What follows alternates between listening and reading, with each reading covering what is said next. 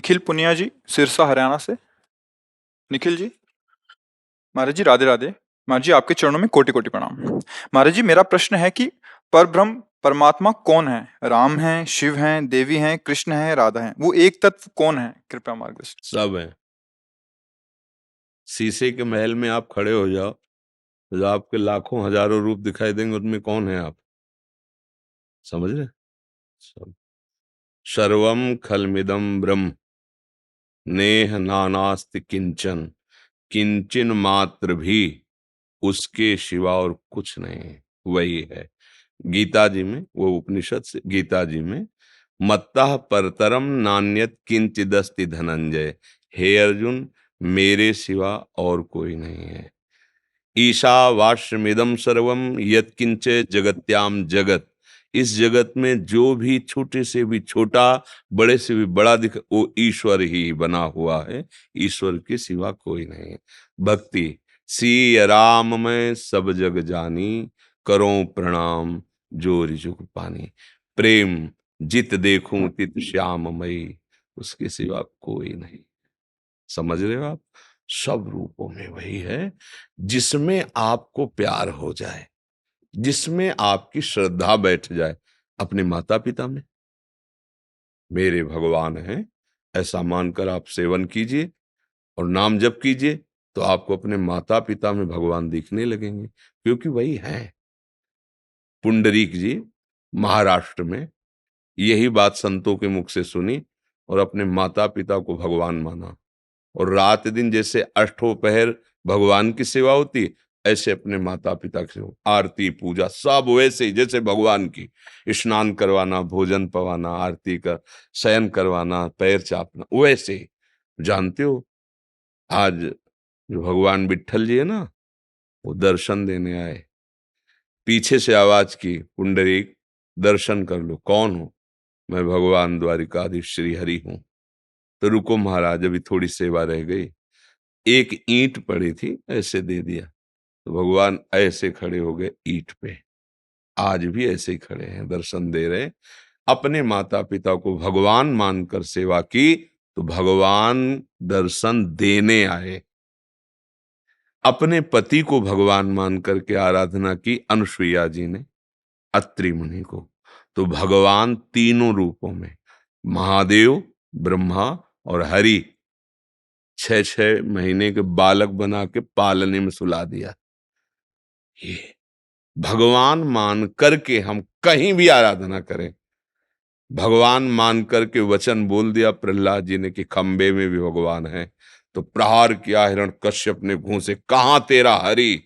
तो ऐसा अद्भुत रूप जो न कहीं पढ़ा गया था, न सुना गया था, न देखा गया था। ब्रह्मा ने बनाया ही नहीं था। नरसिंह वपु, ऐसी दहाड़ कि तलवार और ढाल सब छूट गई, मूर्छित होकर गिर पड़ा केवल दहाड़ पर।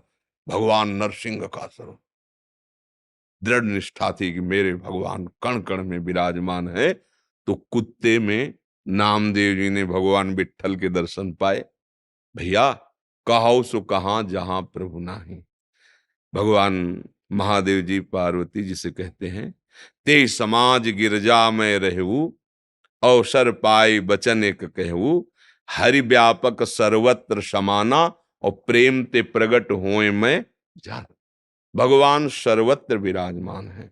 जहां आप प्रेम करके उनकी आराधना करो, वहीं से वो प्रकट हो जाएंगे। जहां से भी, सर्वत्र सब रूपों में मेरे प्रभु ही विराजमान हैं।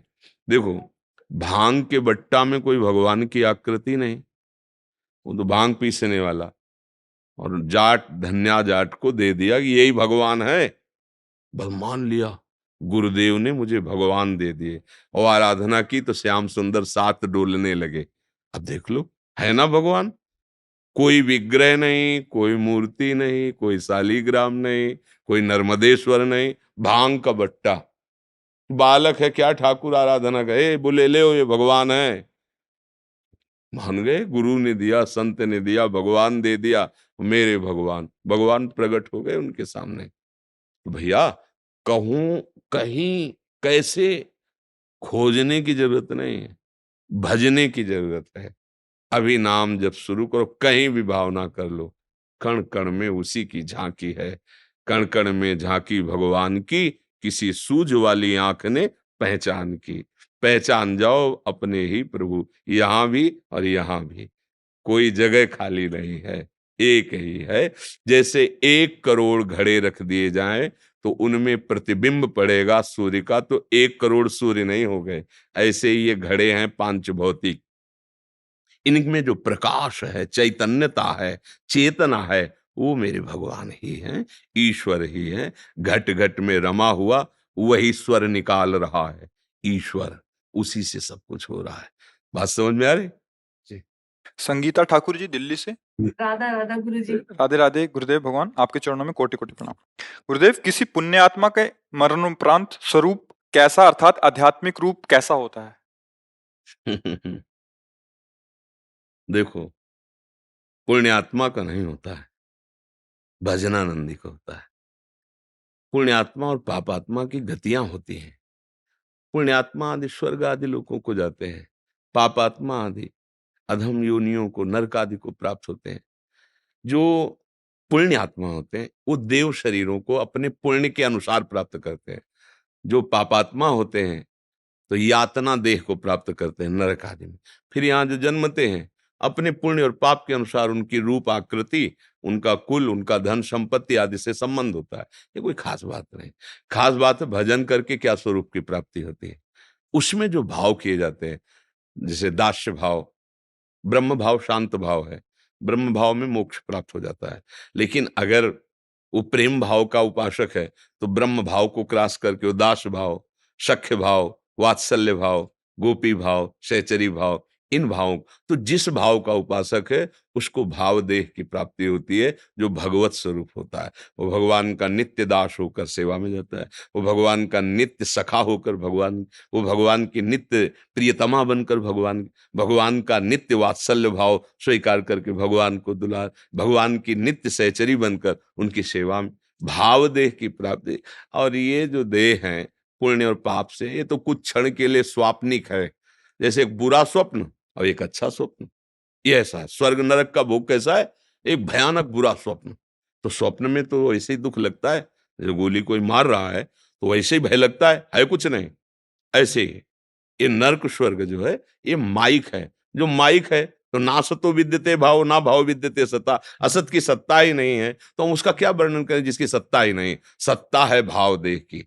चिदानंदमय देह तुम्हारी, विगत विकार जान अधिकाय। निर्विकार सच्चिदानंद भगवान का दास स्वरूप, सखा स्वरूप, वात्सल्य स्वरूप, गोपी स्वरूप, सहचरी स्वरूप, इन भावों की प्राप्ति की बात है। अब किस भाव से भजन करते हो, कितना भजन करते हो, अब ये तुम्हारे ऊपर बात है। तुमने भाव को प्राप्त किया कि नहीं प्राप्त किया। कहाँ हो पुण्य आत्मा और पापात्मा, इन दोनों की चर्चा कोई खास नहीं है। एक लोहे की जंजीर से बंधा है और एक सोने की जंजीर से बंधा है। बंधे तो दोनों है ना। कोई मुक्त थोड़ी कि पुण्य आत्मा मुक्त हो जाता है, ऐसा नहीं है। पुण्यों का भोग भोगना पड़ेगा। शुभ अशुभ दोनों को जो नष्ट कर दे वो महात्मा। और फिर उसके देह की, भाव देह की चर्चा होती, फिर तो साक्षात ब्रह्म स्वरूप ही होता है। ब्रह्मविद ब्रह्म ही भवति जी। अमित किशोर जी, आईएएस। राधे राधे। महाराज जी, ईश्वर का मुझ पर बहुत आशीर्वाद है। महाराज जी, पिताजी ने ही बचपन से माता पिता दोनों का प्यार दिया है। महाराज जी, उनके एवं परिवार के सब सदस्यों के स्वास्थ्य को लेकर चिंता रहती है। हमेशा एक गुरु की मार्गदर्शन की अभिलाषा है, कृपया मार्गदर्शन करें। देखो भैया, एक कच्ची माटी के बने हुए खिलौने हैं।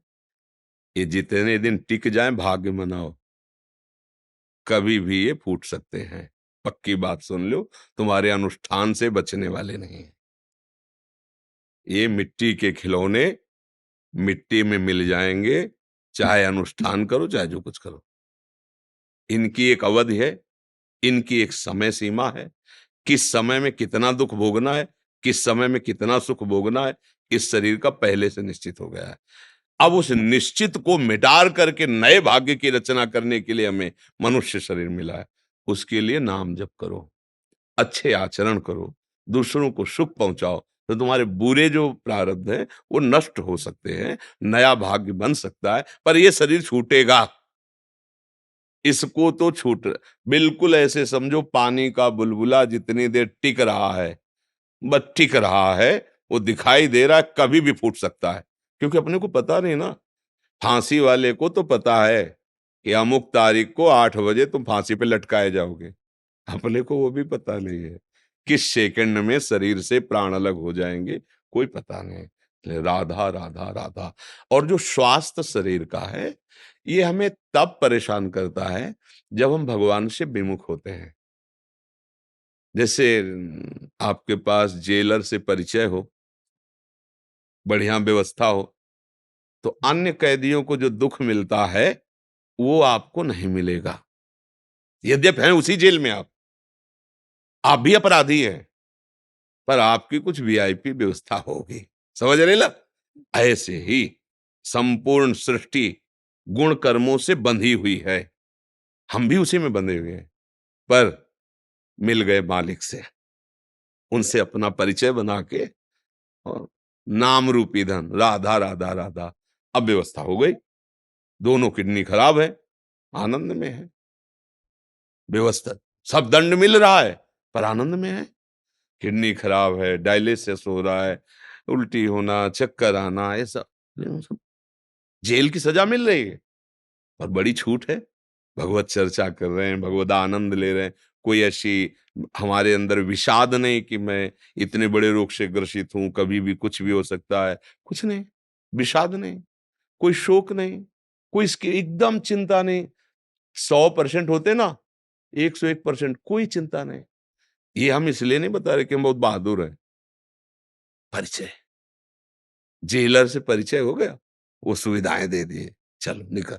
अब जेल जेल नहीं रह गई, दुखालयम अशाश्वतम जेल है ये। इसका नाम मृत्यु लोग है। हमारी बात समझ लो, सबका शरीर छूटेगा, व्यवहार बना लो जेलर से। तो मरना होगा, पर ऐसे मरना होगा कि जैसे हाथी के गले से फूलों की माला गिर जाए तो क्या पता चलेगा। ऐसे ही आराम से सो गए, जन्मत मरत दुषा दुख होई, वो नहीं होगा। अगला जन्म नहीं होगा, अगली बार जेल में नहीं भेजे जाओगे, वो अपने पास रख लेंगे, अपने धाम में रख लेंगे, निहाल हो जाओगे।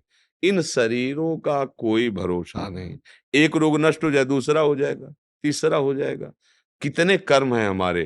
तभी हम सबसे कहते भैया तुम हमारी बात मान लो, भाव बने ना बने, कुछ छोड़ पाओ ना छोड़ पाओ, कुछ पकड़ पाओ ना पकड़ पाओ, एक बात कर लो, राधा राधा राधा राधा। नाव धो मत नाव धो, कैसे भी, जो भी हो, जहां भी हो, जैसे हो, इसमें कोई वेद थोड़ी कि ऐसी ऐसी नियमावली हो। राधा राधा राधा। भगवान का नाम अपवित्र पवित्रो वा सर्वावस्थांगतोऽपि वा या स्मरेत पुंडरीकाक्षम सवायाभ्यंतरः शुचि। हम शरीर में इतना क्यों आसक्त हैं? जब हमें कोई नया कपड़ा अच्छी क्वालिटी का हम लेते हैं तो हमें आनंद होता है, कितनी जल्दी ये उतारे और नया पहने, है नहीं? लेकिन गरीब आदमी जिसके पास खरीदने के लिए नहीं, और उसकी अगर खरोच भी लग जाए कपड़े में तो बहुत दुखी होता है। तो आप लोग धनी बनिए, गरीब क्यों बने हुए हैं? इस शरीर पे इतना ही आसक्ति, नष्ट तो होगा ही। धनी बनो और ऐसा शरीर खरीदो जो कभी मिट ना सके। वो भाव दे जिसकी वो चर्चा पूछ रही थी, दिव्य देह, गीध देह तज धरि हरि रूपा। गीध शरीर का त्याग कर जटायु जी हरि रूप होकर भगवान के धाम जा रहे हैं। ये धन है, परम धन। राम राम, कृष्ण कृष्ण, हरि हरि, राधा राधा। ये अब सबकी समझ में नहीं आ रहा क्या होगा इससे जपने से। वो होगा जो तुम्हारी सोच ही नहीं है, जो तुम सोच भी नहीं सकते, वो आनंद होगा। देखो शरीर अस्वस्थ है पर हमारा मन स्वस्थ है, हम आनंदित हैं, आपके सामने बैठे हैं। आपका शरीर स्वस्थ है लेकिन मन अस्वस्थ है, तो आप आज घबरा रहे हो कि कल क्या होगा, घबरा रहे। अगर आपको सूचना मिल जाए ना कि आपकी किडनी में इन्फेक्शन शुरू हो गया है, तो आपका चेहरा रोज फोटो खींचकर आपको दिखाई जाए, आप देख लो, अपने चेहरा देख लो, यहाँ फेल है, इन्फेक्शन नहीं, फेल है। बिल्कुल, हमारी बात मान लो, स्वास्थ्य की चिंता मत करो, भगवत चिंतन करो, आनंदित हो जाओगे। इस दुखालय संसार में भारी से भारी दुख से लड़ने की एकमात्र दवा है भगवान का आश्रय लेकर नाम जप करते रहो, मन प्रसन्न रहेगा। तुम्हारा क्या, तुम जिससे मिलोगे उसका भी मन प्रसन्न हो जाएगा। जैसे आप आए हो, अगर आपका मन प्रसन्न न हो, आपको आशा ना हो सुख की, तो आप भला आओगे हमारे पास? हमें देखोगे भी नहीं। आपकी आशा है। क्या मानकर? ये भगवान के भक्त हैं। अगर ये कृपा करेंगे तो कुछ उपाय ऐसा मिल सकता है जिससे हम भी सुखी हो जाएं। वो उपाय हमारे पास जो जीवन में मिला है वो नाम है। उसी को चीख चीख के कहते हैं कि आप भी जप के देखो। कोई जादू नहीं है, कोई चमत्कार नहीं, कोई तमाशा नहीं, कोई हम बड़े नहीं हैं। जैसे आप भगवान के बच्चे हो वैसे हम भी हैं। जो आपका पांच भौतिक शरीर वो हमारा शरीर है। कोई अंतर नहीं। अंतर ये हुआ कि आपने अपने शरीर और शरीर संबंधियों को अपना माना और वो गुरु कृपा से हमने प्रभु को अपना माना। बस इतना अंतर हो गया। आप धोखे में फंस करके अपने समय को नष्ट कर दिए। गुरु कृपा से बचपन से सही मार्ग मिल गया और भगवान की आराधना हुई तो आज समझ आ गई। ये ऐसा आप भी वही समझ अभी स्वीकार कर लो तो भटकना नहीं पड़ेगा। राधा राधा राधा। भावेश गोयल जी चंडीगढ़ से। राधा वल्लभ श्री गुरु। गुरुदेव दंडवत प्रणाम। गुरुदेव, दैन्य भाव की परिपूर्णता का क्या लक्षण है?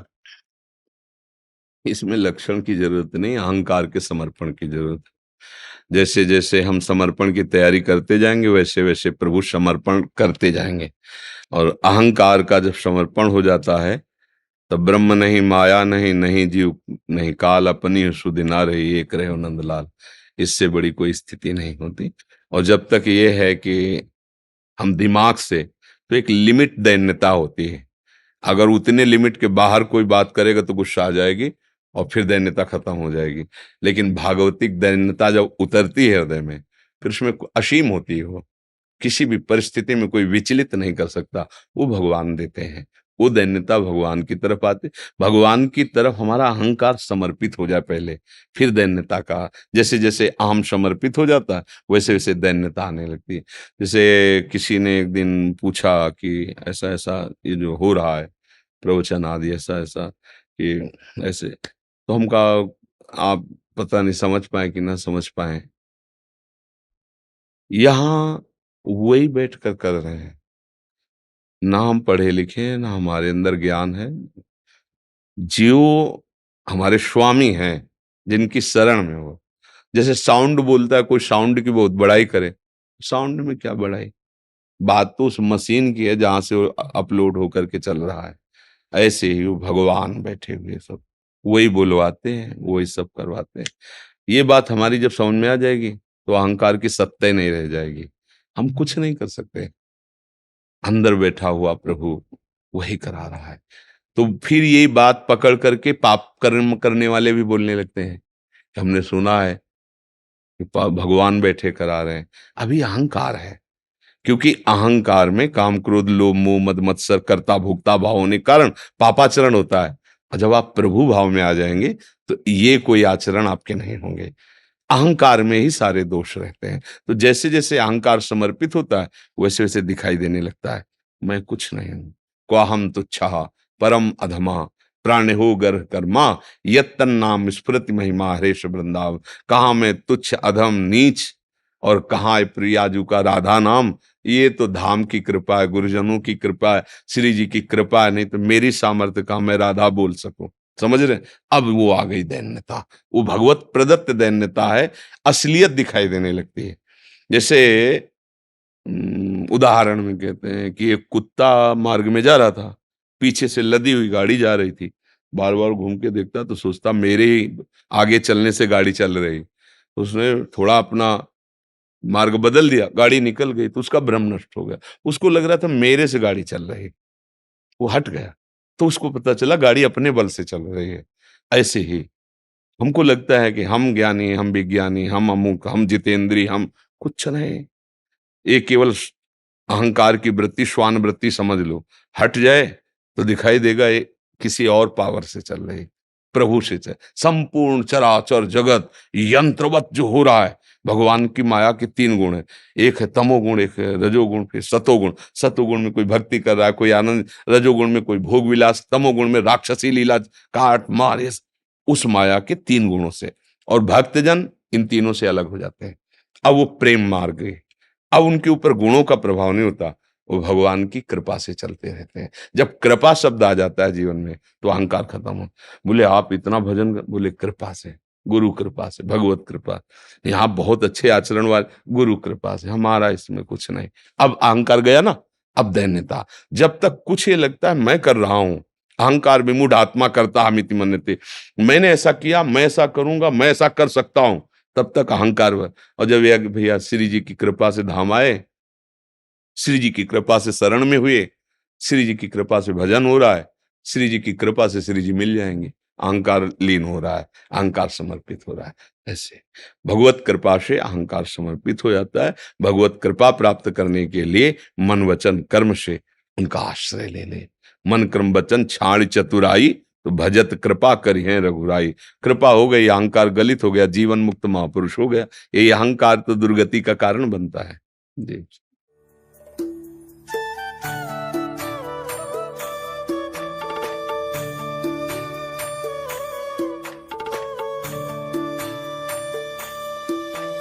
विनोद बाबा के वहाँ से राजमा जी वहाँ सेवा करते हैं। एक माला श्री जी के लाभ नहीं, श्री जी की प्रसाद है, श्री जी की प्रसाद। एक श्री जी की, हाँ, रंगीली छवेली लाडली की प्रसादी हमारा जीवन। धन धन, बड़ी कृपा करिए आपका। धन धन।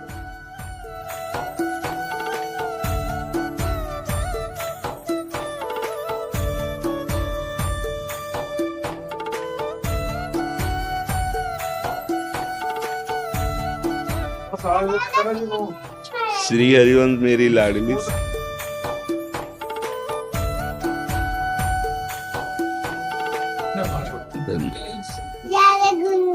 अरे ऐसे करके प्यारे गुरु जी, अच्छा पहला पहला पहला पहला उसको, हाँ लाड। अच्छा, आप तो सखी हैं ही राधा जी की, आप तो सखी हैं। ऐसे कौन करता है? सखी तो करती है, लाडली लाल को ऐसे करती है। ये तुम्हारी मम्मी ने सिखाया था क्या? अपने आप किया है? तो आप तो सखी है श्री जी की फिर।